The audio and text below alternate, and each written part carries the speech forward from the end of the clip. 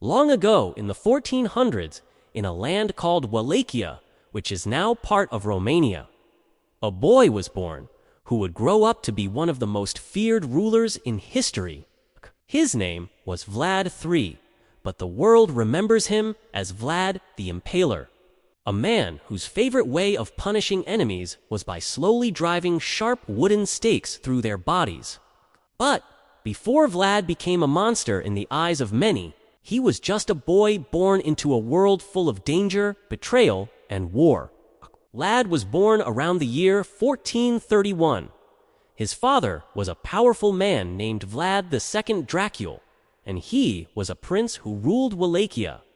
The name Dracula means dragon, because he was part of a secret order of knights called the Order of the Dragon, which promised to defend Christianity in Europe.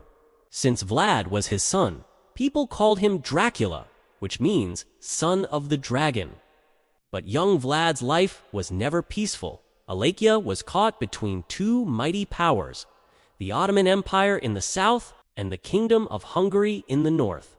These two powers were often at war, and Wallachia was stuck in the middle, always under threat.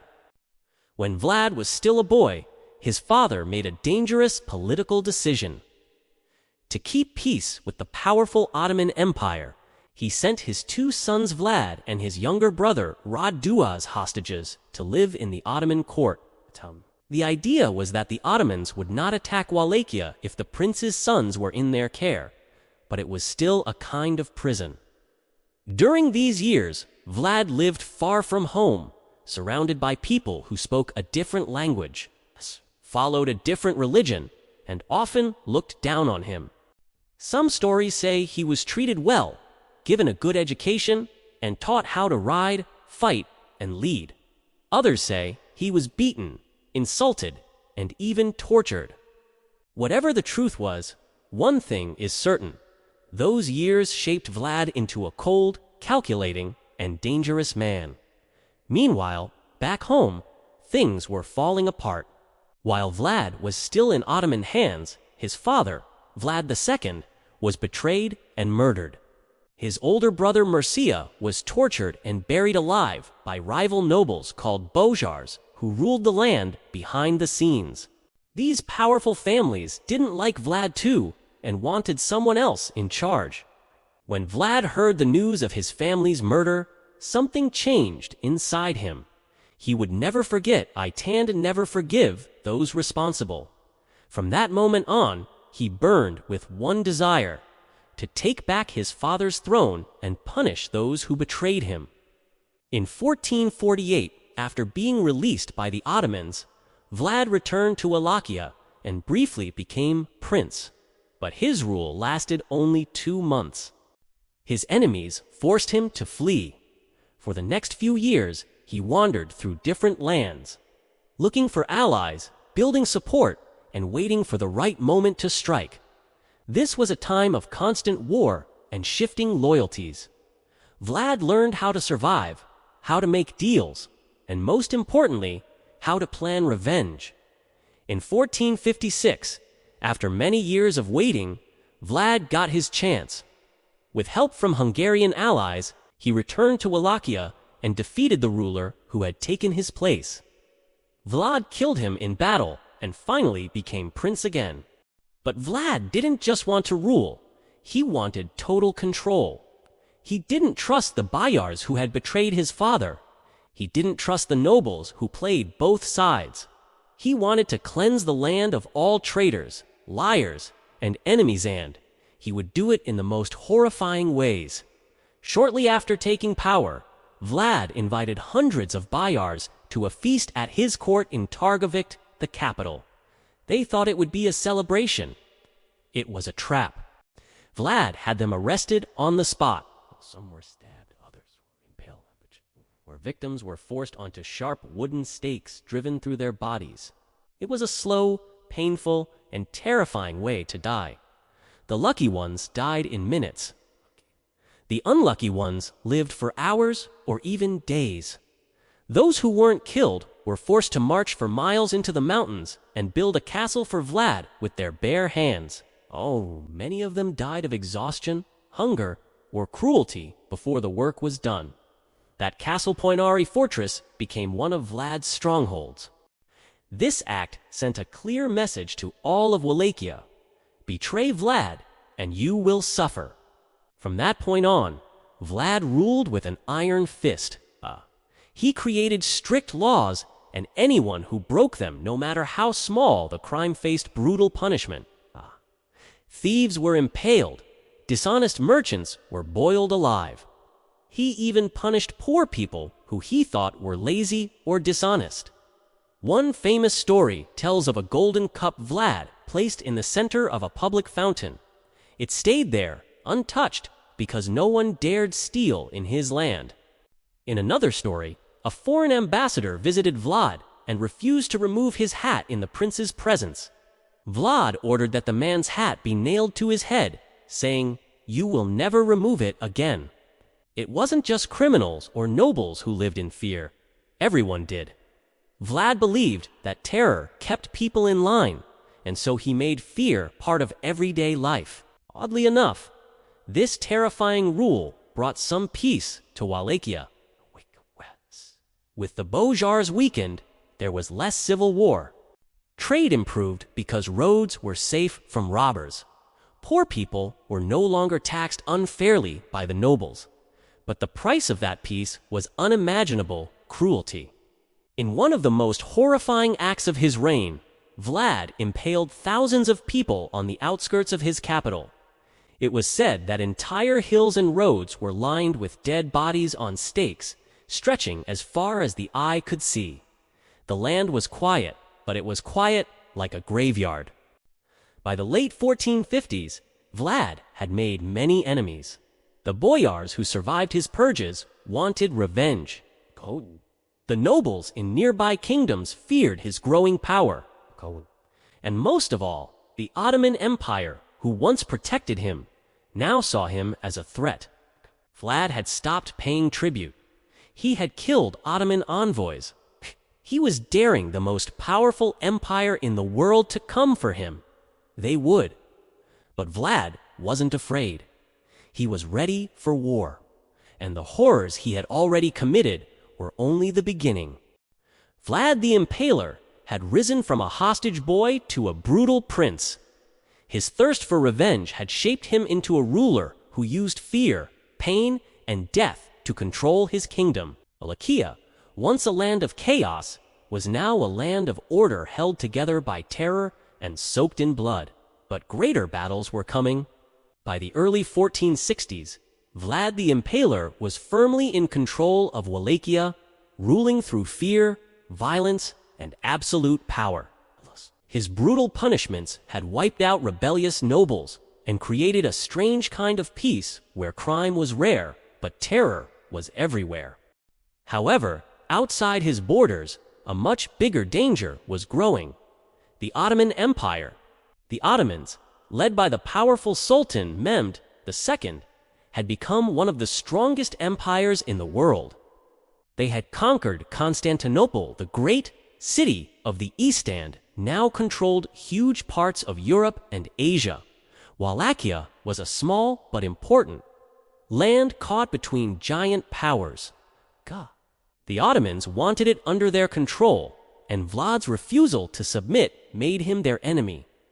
Vlad had once paid tribute to the Sultan to avoid war, but by 1461, he stopped sending the tribute money. Worse, when Ottoman envoys came to meet him, Vlad accused them of disrespect for not removing their hats. His solution? He ordered the hats nailed to their skulls so they would never take them off again. Vlad was sending a message. Wallachia would not bow down. War was coming.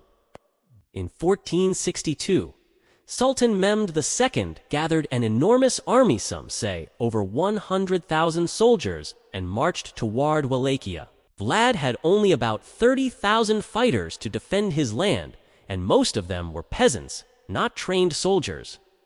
The Ottomans were stronger, richer, and better equipped. But Vlad wasn't interested in fighting fair. He used clever tricks, dirty tactics, and psychological terror to slow down the Ottoman advance. His soldiers burned their own villages, poisoned water wells, and destroyed food supplies, so the Ottoman army would find nothing but ashes and starvation.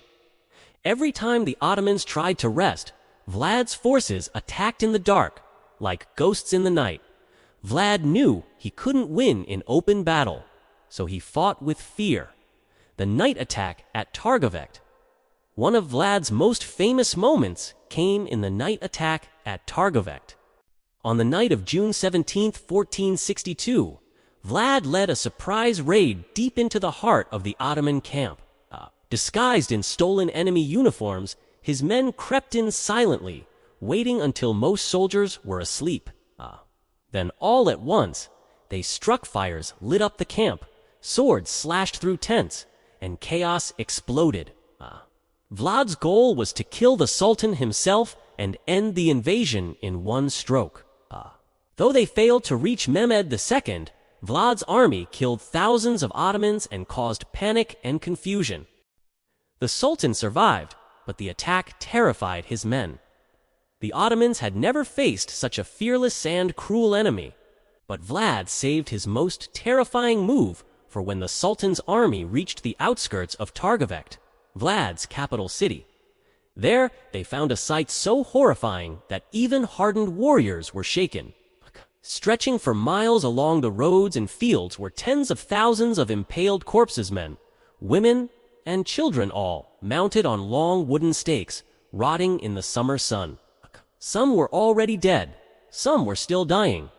It became known as the Forest of the Impaled. The smell was unbearable. The air was thick with death. Soldiers wept, vomited, or turned away in fear.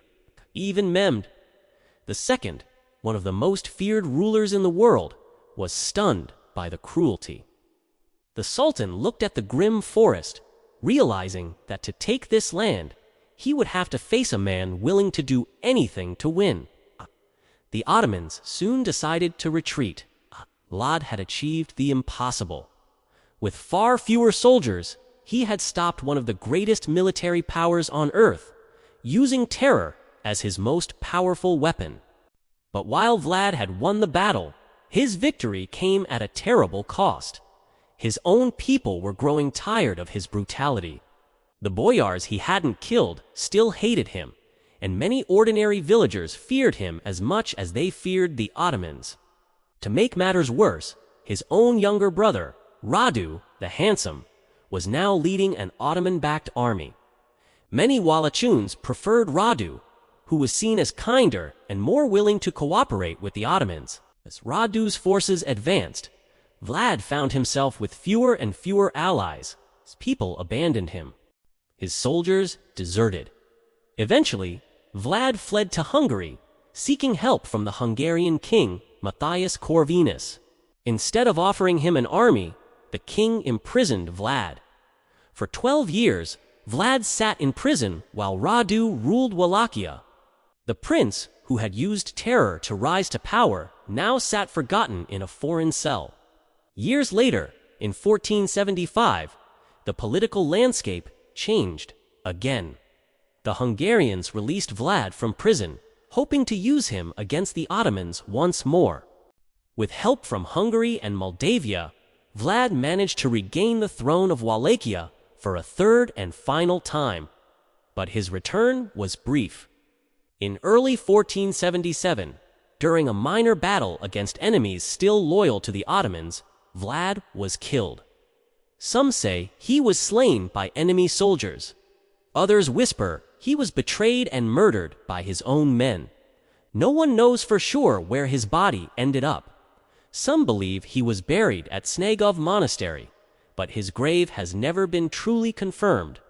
Though Vlad died centuries ago, his name has never been forgotten. His cruelty and love of impalement made him a figure of both fear and fascination. Some Romanians remember him as a hero, a strong leader who defended his land from foreign invasion. Others remember him as a monster who caused endless suffering. Centuries later, his name inspired the fictional character Count Dracula, the famous vampire created by writer Bram Stoker in the 1800s. While the real Vlad didn't drink blood or rise from the grave, the darkness of his legend lived on in books, movies, and stories. Even today, the name Vlad the Impaler sends chills down the spine. Subscribe for more.